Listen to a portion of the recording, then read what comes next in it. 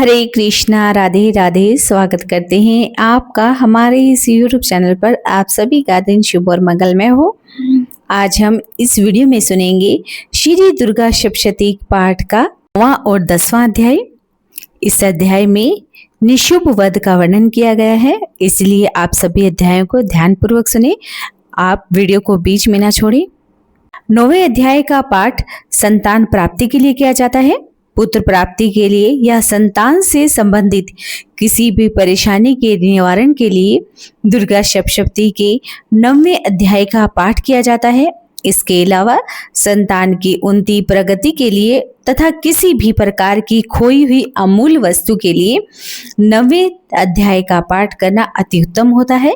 यह आपकी मनोकामना पूर्ण करने में सहायक है। राजा ने कहा कि भगवान, आपने रक्त बीज के वध से संबंध रखने वाला देवी चरित्र का यह अद्भुत महात्म्य मुझे बतलाया। अब रक्त बीज के मारे जाने पर अत्यंत क्रोध में भरे हुए शुभ और निशुभ ने जो कर्म किया है, मैं उसे भी सुनना चाहता हूँ। ऋषि कहते हैं कि हे राजन, युद्ध में रक्त बीज और अन्य दैत्यों के मारे जाने पर शुभ और निशुभ के क्रोध की सीमा ना रही। अपनी विशाल सेना इस प्रकार मारी जाती देखकर निशुभ गुस्से में भरकर देवी की ओर दौड़ा। उसके साथ असुरों की प्रधान सेना भी थी।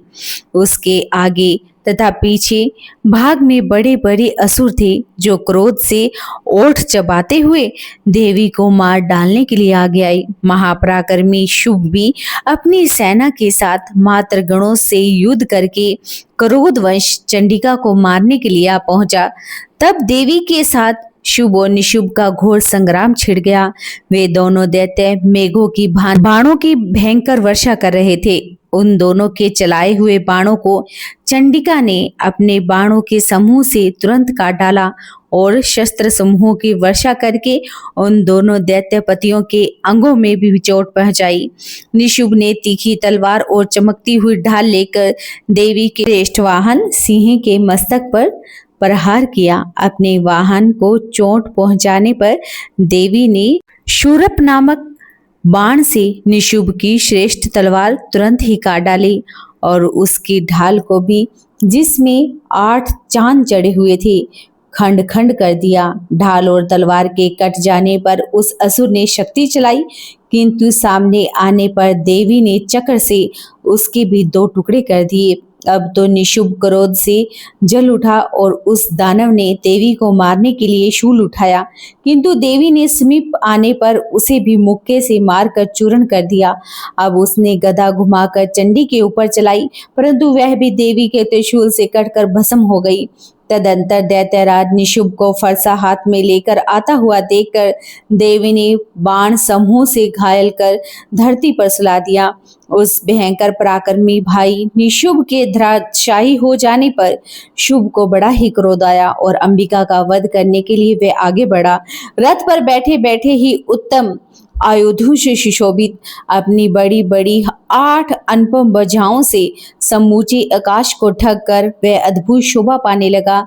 उसे आता हुआ देखकर देवी ने शंख बजाया और धनुष की प्रत्यंचा का भी अत्यंत दुस्सह शब्द किया। साथ ही अपने घंटे के शब्द से, जो समस्त दैत्य सैनिकों का तेज नष्ट करने वाला था, संपूर्ण दिशाओं को व्याप्त कर दिया। तदंतर सिंह ने भी अपनी दहाड़ से, जिसे सुनकर बड़े बड़े गर्जनों का महान मद दूर हो जाता है, आकाश, पृथ्वी और 10 दिशाओं को गुजा दिया। फिर काली ने आकाश से उछलकर अपने दोनों हाथों से पृथ्वी पर आघात किया। उससे ऐसा भयंकर शब्द पैदा हुआ जिससे पहले के सभी शब्द शांत हो गए।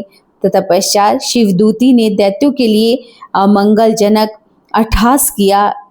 इन शब्दों को सुनकर समस्त असुर थर्रा उठे, किंतु शुभ को बड़ा ही क्रोध आया। उस समय देवी ने जब शुभ को लक्ष्य करके कहा, अरे दुराचार आत्मा, खड़ा रहे खड़ा रहे। तभी आकाश में खड़े हुए देवता बोल उठे, जय हो जय हो। शुभ ने वहां आकर ज्वालाओं से युक्त अत्यंत भयानक शक्ति चलाई। अग्नि में पर्वत के समान आती हुई उस शक्ति को देवी ने बड़े भारी लूकों से दूर हटा दिया। उस समय शुभ के सिंहनाद से तीनों लोग गूंज उठे। हे राजन, उसकी प्रतिध्वनि से वज्रपात के समान भयंकर शब्द हुआ, जिसने अन्य सभी शब्दों को जीत लिया। शुभ के चलाए हुए बाणों से देवी ने और देवी के चलाए हुए बाणों से शुभ ने अपने भयंकर बाणों द्वारा सैकड़ों और हजारों टुकड़े कर दिए। तब क्रोध में भरी हुई चंडिका ने शुभ को शूल से मारा। उसके आघात से मूर्छित होकर वह पृथ्वी पर गिर पड़ा। इतने में ही निशुभ को चेतना हुई और उसने धनुष हाथ में लेकर बाणों द्वारा देवी, काली तथा सिंह को घायल कर डाला। फिर उस दैत्यराज ने 10,000 बाहें बनाकर चक्रों के प्रहार से चंडिका को आघाचित कर दिया। तब दुर्गम पीड़ा का नाश करने वाली भगवती दुर्गा ने कुपित होकर अपने बाणों से उन चक्रों तथा बाणों को काट गिराया। यह देखकर निशुभ दैत्य सेना के साथ चंडिका का वध करने के लिए हाथ में गदा ले बड़े वेग से दौड़ा। उसके आते ही चंडी ने तीखी धार वाली तलवार से उसकी गदा को शीघ्र ही काट डाला। तब उसने शूल हाथ में लिया। देवताओं को पीड़ा देने वाले निशुभ को शूल हाथ में लिए आता देखकर चंडिका ने वेग से चलाए हुए अपने शूल से उसकी छाती को छेद डाला। शूल से विदीर्ण हो जाने पर उसकी छाती से एक दूसरा महाबली महापराक्रमी पुरुष खड़ी रह कहता हुआ निकला। उस निकलते हुए पुरुष की बात सुनकर देवी उठकर हंस पड़ी और खड्ग से उन्होंने उसका मस्तक काट डाला। फिर तो वह पृथ्वी पर गिर पड़ा। तदंतर सिंह अपनी दाढ़ों से असुरों की गर्दन कुचल कर खाने लगा। यह भयंकर दृश्य था। उधर काली तथा शिवदूती ने भी अन्याय दैत्यों का भक्षण करना आरंभ कर दिया। कुमारी की शक्ति से विदीर्ण होकर कितने ही महादैत्य नष्ट हो गए। ब्राह्मणी के मंत्रपूत जल से निस्तेज होकर कितने ही भाग खड़े हो गए और कितने ही दैत्य महेश्वरी के त्रिशूल से छीन भिन्न होकर धराशायी हो गए। वहारी के तुंतुन से आघात से कितनों का पृथ्वी पर कचूमर निकल गया। वैष्णो ने भी अपने चक्र से दानवों के टुकड़े टुकड़े कर डाले। इंद्री के हाथ से छूटे हुए वज्र से कितने ही प्राणों को हाथ से धोना पड़ा और कुछ असुर नष्ट हो गए, कुछ उस महायुद्ध से भाग गए और कितने ही काली शिवदूती तथा सिंह के ग्रास बन गए। इस प्रकार श्री मार्कंडेय पुराण में स्वार्मणिक मदंतर की कथा के अंतर्गत देवी महात्म्य में निशुभ वध नामक 9वां अध्याय संपूर्ण हुआ। तो अब आइए रसपान करेंगे श्री दुर्गा सप्तशती पाठ का 10वां अध्याय। अगर संतान गलत रास्ते पर जा रही हो तो ऐसी भटकी हुई संतान को सही रास्ते पर लाने के लिए 10वां अध्याय सबसे श्रेष्ठ है। अच्छे और योग्य पुत्र की कामना के साथ अगर 10वें अध्याय का पाठ किया जाए तो योग्य संतान की प्राप्ति होती है और प्राप्त संतान सही रास्ते पर चलती है। तो बोलिए देवी दुर्गा की जय हो। ऋषि कहते हैं कि हे राजन, अपने प्राणों के समान प्यारे भाई निशुभ को मारा हुआ देखकर तथा सारी सेना का संहार होता जान शुभ ने कुपित होकर कहा कि दुष्ट दुर्गे, तू बल के अभिमान में आकर झूठ मूठ का घमंड ना दिखा। तू बड़ी माननी बनी हुई है किंतु दूसरी स्त्रियों के बल का सहारा लेकर लड़ती है। देवी बोली कि अरे दुष्ट, मैं अकेली हूँ। इस संसार में मेरे सिवा दूसरी कौन है? देख, ये मेरी ही विभूतियां हैं, अतः मुझ में ही प्रवेश कर रही हैं। तदंतर ब्राह्मणी आदि समस्त देवियां अंबिका देवी के शरीर में लीन हो गई। उस समय केवल अंबिका देवी ही शेष रह गई। देवी बोली कि मैं अपनी ऐश्वर्य शक्ति से अनेक रूपों में यहाँ पर उपस्थित हूँ। उन सभी रूपों को मैंने समेट लिया है। अब मैं अकेली ही युद्ध में खड़ी हूँ, तुम भी स्थिर हो जाओ। ऋषि कहते हैं कि तदंतर देवी और शुभ दोनों के देखते देखते भयंकर युद्ध छिड़ गया। बाणों की वर्षा तथा तीखे शस्त्रों दारुण अस्त्रों के प्रहार के कारण उन दोनों का युद्ध सब लोगों के लिए भयंकर प्रतीत हुआ। उस समय अंबिका देवी ने जो सैकड़ों दिव्य अस्त्र छोड़े, उन्हें दैत्यराज शुभ ने उनके निवारक अस्त्रों द्वारा काट डाला। इसी प्रकार शुभ ने जो भी दिव्य अस्त्र चलाई उन्हें परमेश्वरी ने भयंकर हुंकार शब्द के उच्चारण द्वारा ही खिलवाड़ में ही नष्ट कर दिया। तब उस असुर ने सैकड़ों बाणों से देवी को आघाचित कर दिया। यह देखकर क्रोध में भरी हुई उन देवी ने भी बाण मारकर उसका धनुष काट डाला। धनुष कट जाने पर भी दैत्यराज ने शक्ति हाथ में ली, किंतु देवी ने चक्र से उसके हाथ की शक्ति को भी काट डाला। तत्पश्चात दैत्यों के स्वामी शुभ ने 100 चांद वाली चमकती हुई ढाल और तलवार हाथ में लेकर उस देवी पर धावा किया। उसके आते ही चंडिका ने अपने धनुष से छोड़े हुए तीखे बाणों द्वारा उसकी सूर्य किरणों के समान उज्जवल ढाल और तलवार को तुरंत काट डाला। फिर उस दैत्य के घोड़े और सारथी मारे गए। धनुष तो पहले ही कट चुका था, अब उसने अंबिका को मारे जाने के लिए उगत हो भयंकर मुदार हाथ में लिया।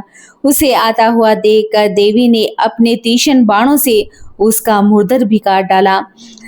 तिस पर भी वह असुर मुक्का तान कर बड़े वेग से देवी की ओर झपटा। उस दैत्यराज ने देवी की छाती में मुक्का मारा, तब उन देवी ने भी उसकी छाती में एक चांटा जड़ दिया।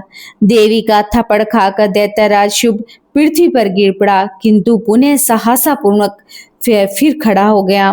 फिर वह उछला और देवी को ऊपर ले जाकर आकाश में खड़ा हो गया। तब चंडिका आकाश में भी बिना आधार के ही शुभ के साथ युद्ध करने लगी। उस समय दैत्य तथा चंडिका आकाश में एक दूसरे से लड़ने लगे। उनका वह युद्ध पहले सिद्ध तथा मुनियों को विस्मय में डालने वाला था। फिर अंबिका ने शुभ के साथ बहुत देर तक युद्ध करने के पश्चात उसे उठाकर घुमाया और पृथ्वी पर पटक दिया। पटके जाने पर पृथ्वी पर आने के बाद वह दुष्ट आत्मा दैत्य पुनः चंडिका का वध करने के लिए उनकी ओर बड़ी वेग से दौड़ा। तब समस्त दैत्य राजा शुभ को अपनी ओर आता हुआ देखकर देवी ने त्रिशूल से उसकी छाती छेद कर उसे पृथ्वी पर गिरा दिया।